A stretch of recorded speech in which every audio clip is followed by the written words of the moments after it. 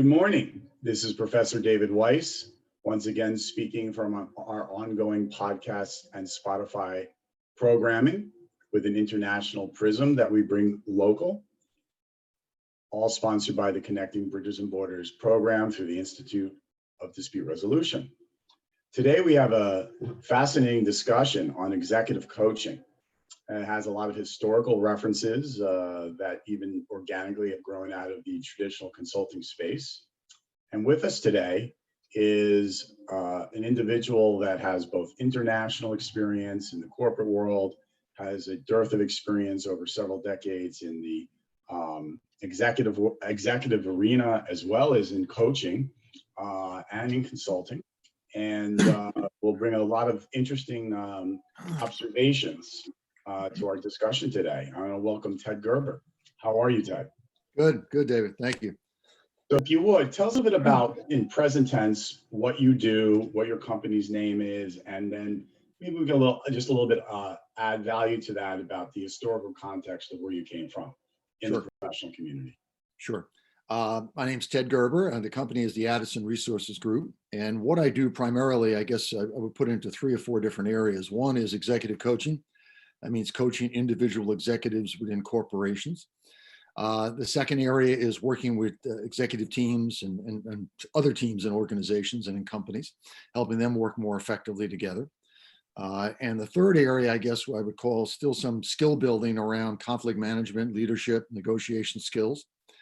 And I guess the fourth, which comes up sometimes, is just basically playing a facilitative role in meetings that companies might have where they want an outside facilitator to assist them to reach an outcome.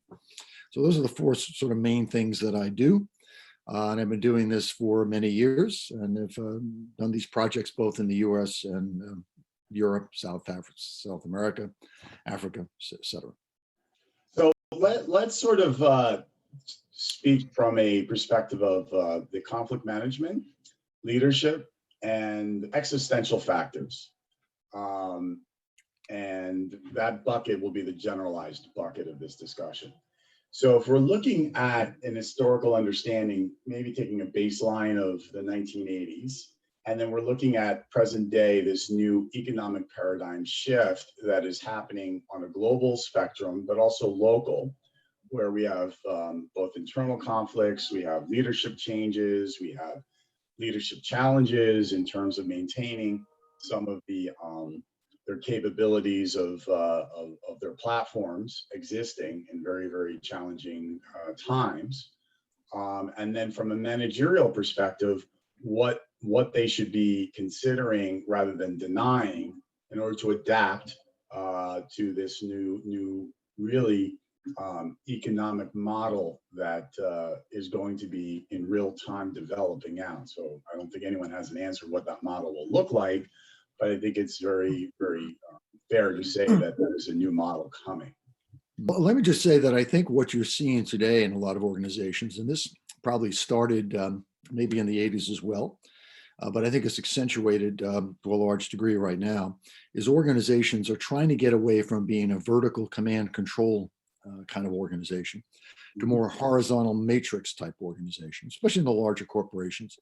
But I think it has some impact on the medium-sized companies as well. The idea that in the old days you'd have somebody, it was basically somebody gave you the order, you pass the order on down and you'd implement.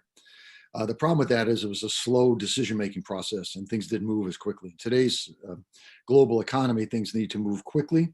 Decisions have to be made. And a lot of people have to be involved in those decisions because it impacts other parts of the company and the organization and even outside the organization. So what you're seeing today is more companies going to what's called the matrix. The idea that they don't want to be a siloed organization. They don't want to be command control. It's about different functions working collaboratively with each other, cross-functionally, if you will, making decisions and speeding up the decision-making process to meet customer needs. And in doing that, one of the challenges is a lot of people have been wedded or grew up in that old model, if you will, or the vertical model, and they struggle sometimes to have this kind of new decision-making and this new way of operating and have that work effectively for them.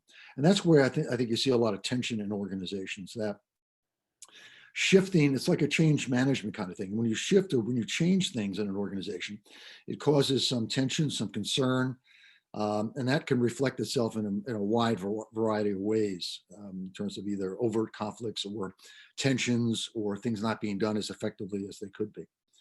And I think that's where the consultants and the executive coaches are of help to organizations in helping them work through those kinds of things. And especially, for example, when I've done work with teams, one of the things you want to try to do is to have some honest conversations about how you break down silos, how you have people talk to each other, where in the past they didn't. They just sort of operated from the premise of, this is my job, I did my job, now you do your job. Now it's about, how do I not just hand off things, but how do I work collaboratively with others to make sure things do get done and decisions are made. So that's interesting commentary. Let's sort of parcel out two things that you say, and I also want to bring it to the business schools themselves, that are still struggling, I think, with this, with a lot of good intentions.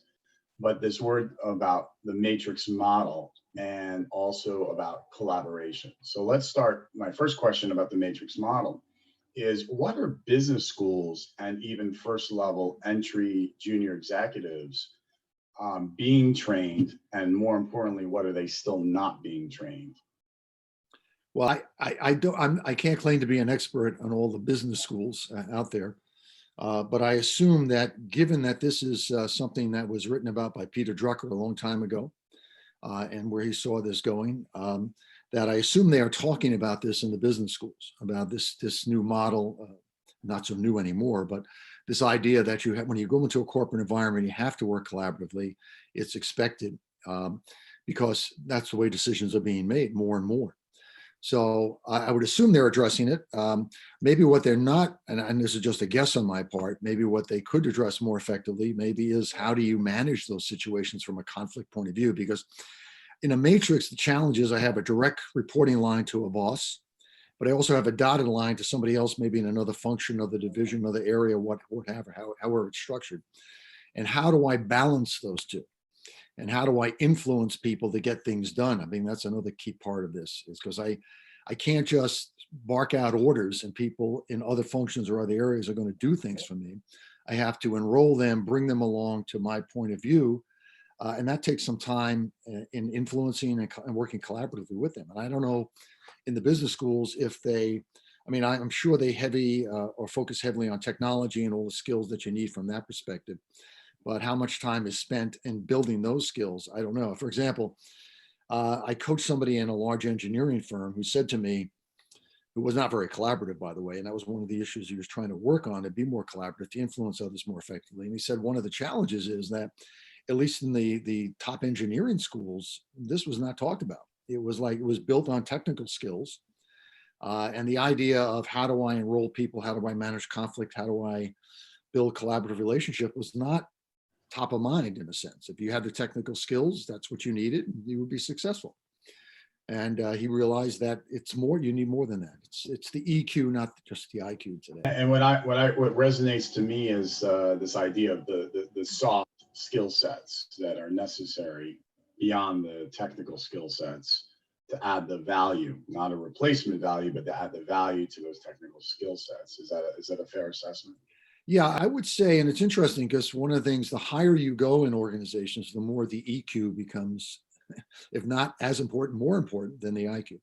Because, when I'm working with people, I always say, look, you may be very brilliant in your IQ, but when you get up to the senior level, those people that you're working with are probably as smart as, if not smarter than you.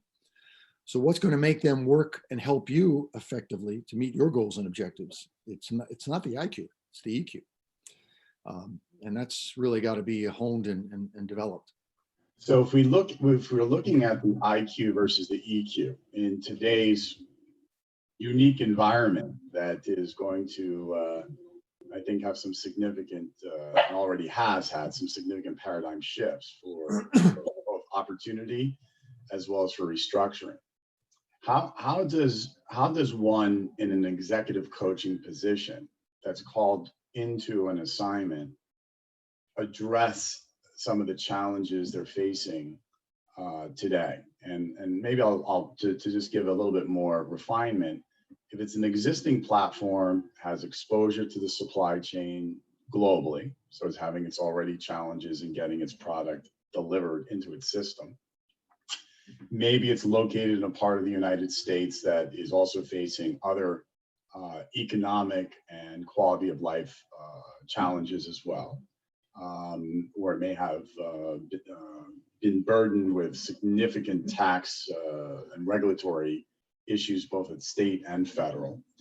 What are some of the techniques that you are applying to this matrix model to sort of soften, if you will, or diminish some of the conflicts? And where are you seeing the most prevalence present day in that conflict space as an executive coach to a CEO or senior leadership? Well, that's a pretty complicated question. I hope I don't have the answer, but what I think is important to your point about, do we have to make some tough decisions about where we get source materials and our whole supply chain and so forth? It really needs to, or implies that the senior management team, the team, needs to be thinking from the perspective, and this is where the getting out of the silo becomes important, thinking from the perspective of what is good for the enterprise. Because what a lot of leaders will tend to focus on in sort of the silo model is, if I meet my own goals and objectives in finance, marketing, R&D, whatever it might be, I'm doing my job. And today I got to be thinking, even if I do meet my objectives in my own particular function, if the enterprise is not meeting the objectives, then we're not going to be successful.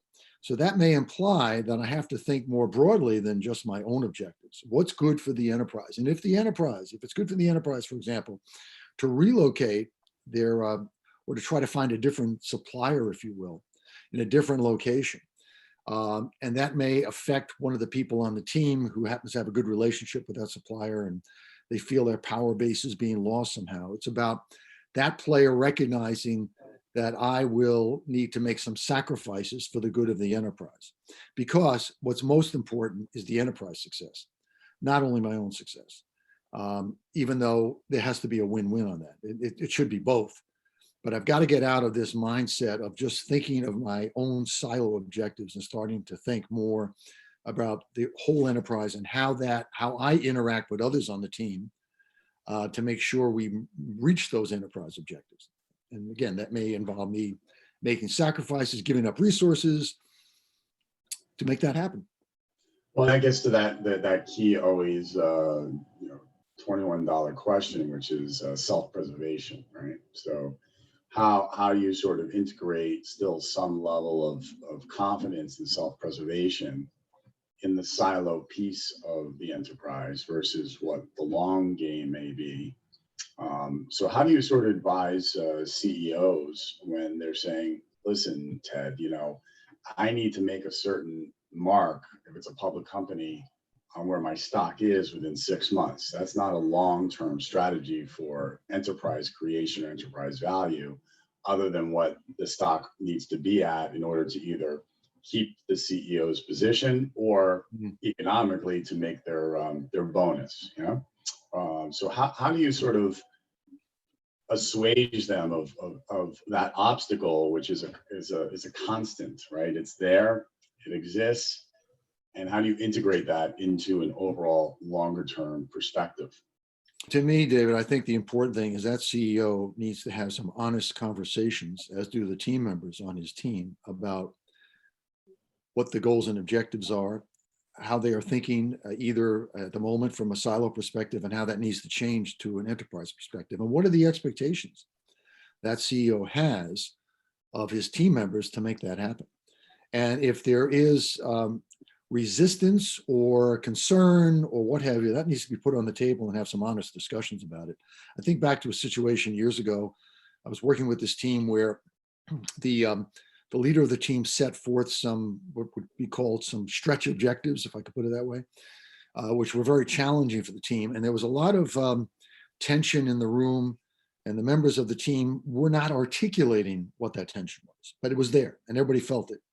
And then finally, one person in the room spoke up and said, I'm going to put it on the table and be honest to say, the objectives that we are being given are too stretch. We're not going to be able to make them.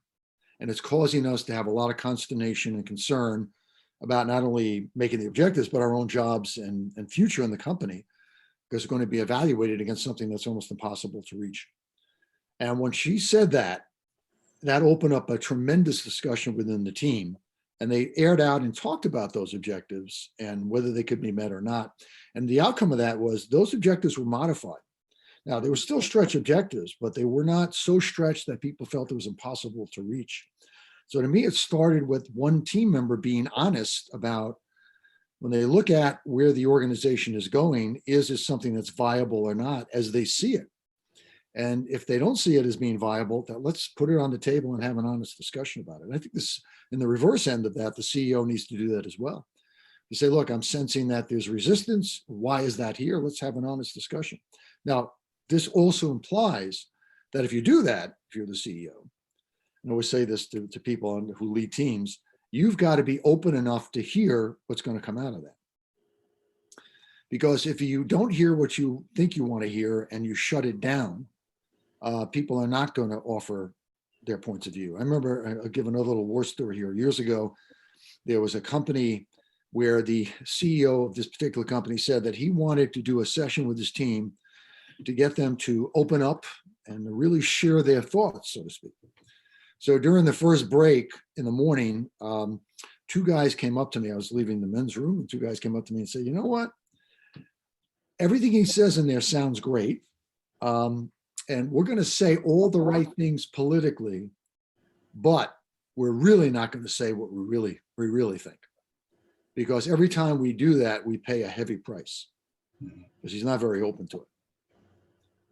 So the CEO, in essence, was defeating his own purpose by saying, I want them to open up and share what's really the problem and how we can move forward as an enterprise. But his own behavior was such that that wasn't going to happen.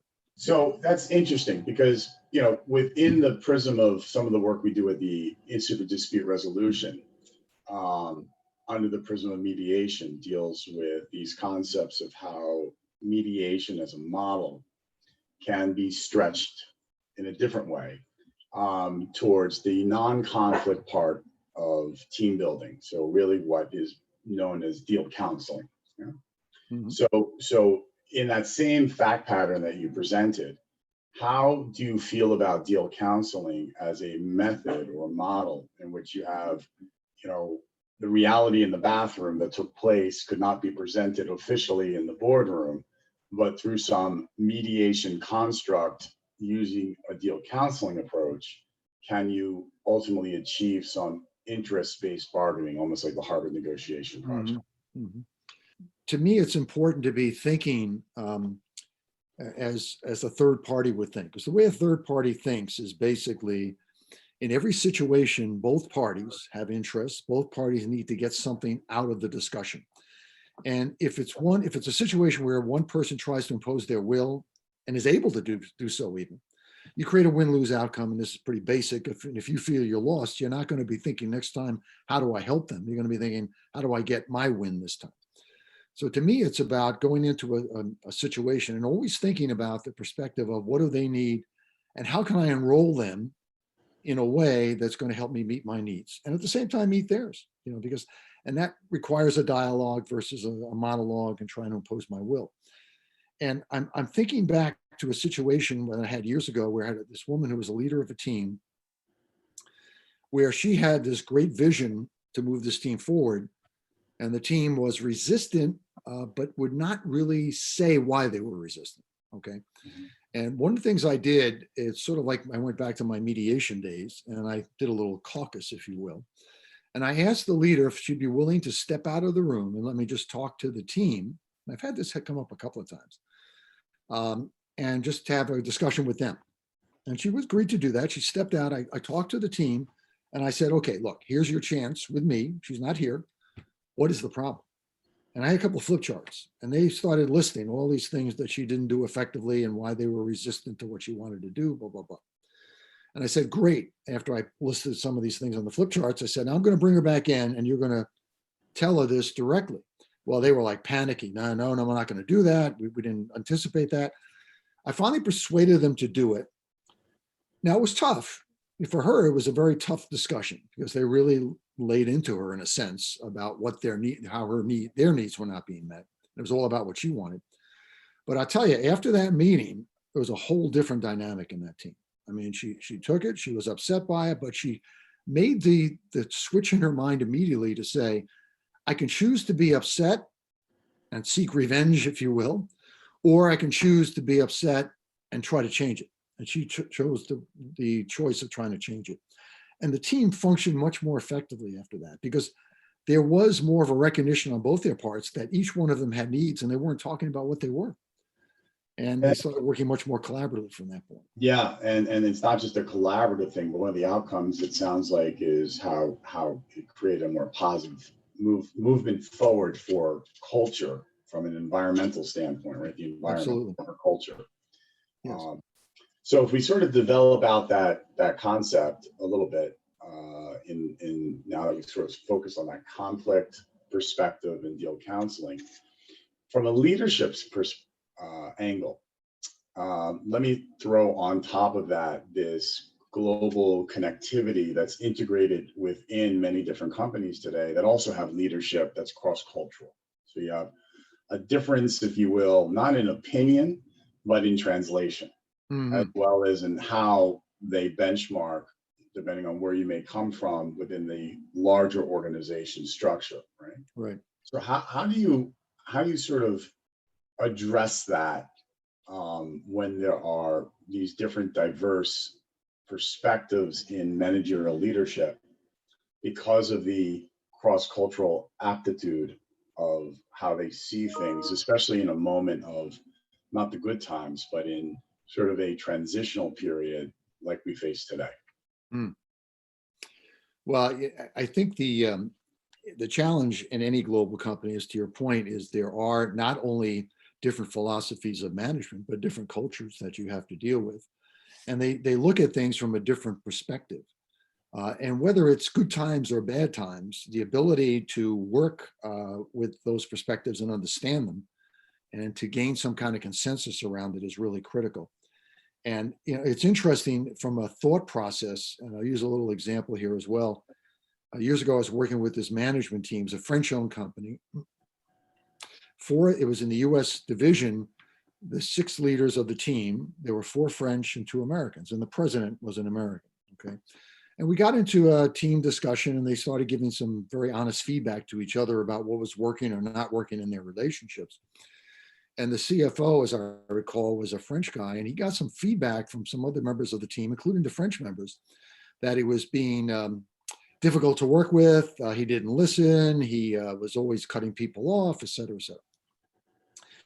It was interesting from a cultural perspective what he said. He said, well, you don't understand. I'm French. I don't argue. I debate. So the concept from a French cultural perspective, and I don't claim to be an expert on that, but it is one where debate is encouraged, and they may not see it as being argumentative in certain contexts, but because he didn't say he was being argumentative at all, he was just debating. And in his view, they weren't seeing that. In their view, he was being argumentative. So they had an honest discussion and sort of worked out, when he would cross the line, or they'd be willing to give him that feedback when he crossed the line, where they felt, even the French guys, that he was argumentative versus debating. But it was just interesting, the perspective in that case about people sort of seeing things differently about what they do. And so the ability to understand that is really critical, I think. I think the seeing things differently is, I think, one of the greatest challenges that we all face as a global community today, because we're so, on one side, we encourage and all desire this global connectivity, even if it may be local, but seeing things differently seems to be, there's a dislocation in that process.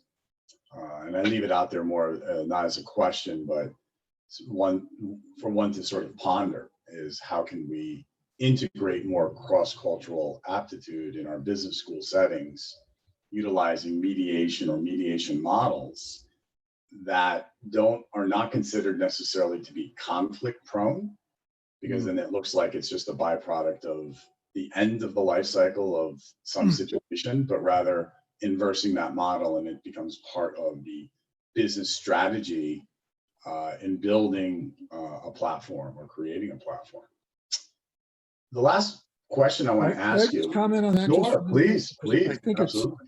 it's, the skill sets to manage conflict, to me, are the same skill sets to influence others and to be more aware in a global or cross-cultural environment. And what I mean by that, and not any great secret here, and Roger Fisher talked about it in the Getting to Yes book, is the idea that I've got to ask good questions to understand others' perspectives, and I've got to be really good at active listening.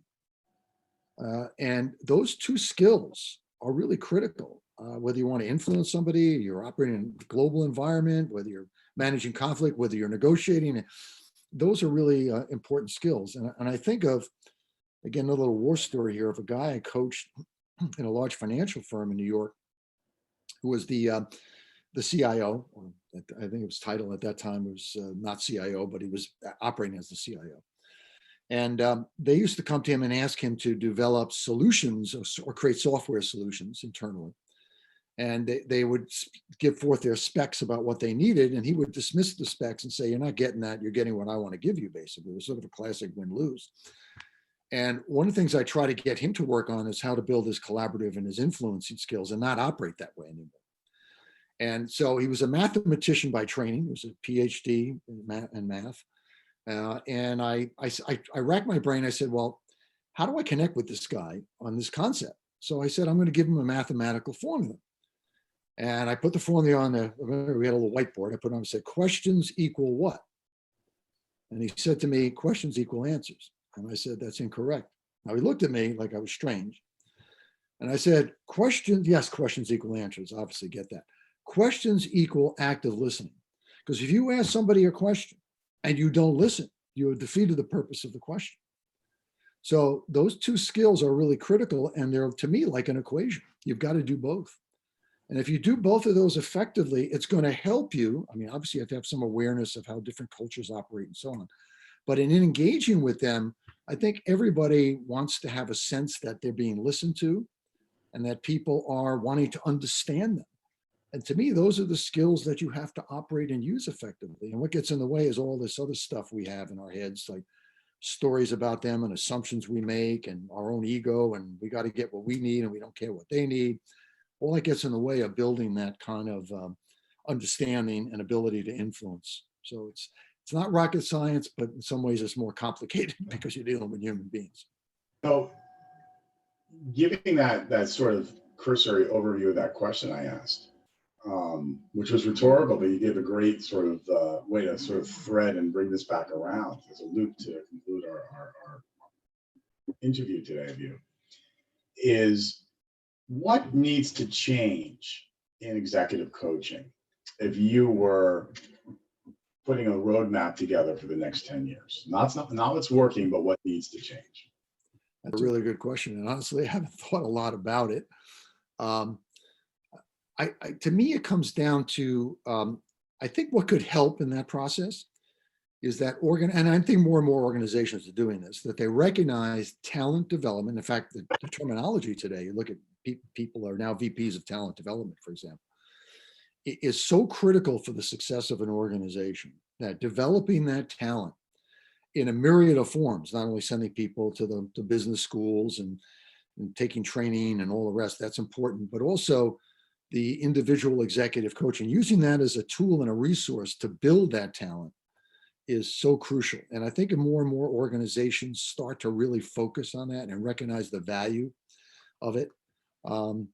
I think it'll move organizations much further ahead in terms of not only retaining the talent, but having that talent operate in a much more effective way.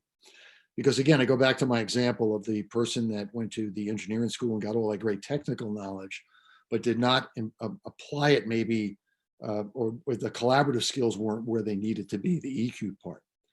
So sort of emphasizing that is as critical. And I think, again, most organizations are doing this today, but continuing along that path and accelerating that, I think will have tremendous benefits. Yeah, and I would possibly add an additive to that whole paradigm that you're discussing in terms of improving executive coaching is really understanding what innovation and entrepreneurship is about, because it's not just necessarily the concepts of creating something, but it's also the skill sets that are being developed out as young business minds who are in business schools, especially, as well as throughout all the university ecosystems, create a different cognitivity as to how they see and perceive the world. So these are really important, I think, parting words that you're providing to us today. Once again, I want to thank you, Ted, for taking your time to be part of our ongoing programs in Connecting Bridges and Borders, where we tried to bring a number of different cross mediums and sectors and subject matters together with a global insight that is also local in perspective. And I appreciate your time today. Thank you, David. I appreciate it. My pleasure. Once again, this is Professor David Weiss signing off from the Institute for Dispute Resolution at New Jersey City University and its flagship podcast and Spotify programming on Connecting Bridges and Borders. Until next time, I bid adieu. Take care.